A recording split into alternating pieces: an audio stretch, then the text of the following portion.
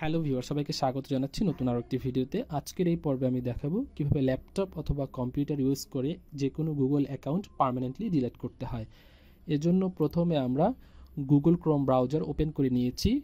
দেন Google account এই আইকনে click করে ম্যানেজ ইওর গুগল অ্যাকাউন্ট এটার উপর ক্লিক করছি। তারপর আপনারা পেয়ে যাবেন privacy and personalisation, manage your data and privacy এটার উপর ক্লিক করুন। তারপর স্ক্রল করে নিচে চলে আসবেন।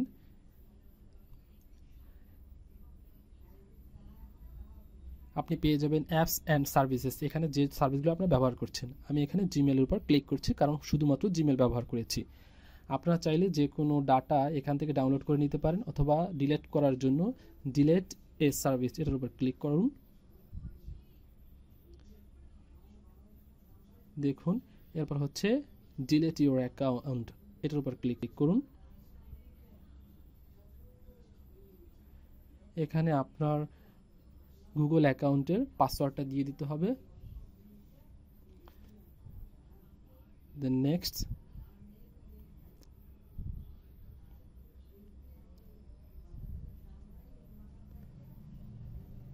এগুলোকে টিক মার্ক দিতে হবে এবং আপনার এই গুগল অ্যাকাউন্টের সাথে অ্যাসোসিয়েটেড যত ডাটা আছে সব কিন্তু পার্মানেন্টলি ডিলিট হয়ে যাবে।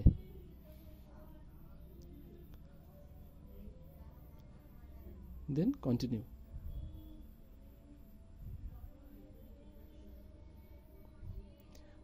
Your account has been deleted. Thank you ভিডিও দেখার জন্য।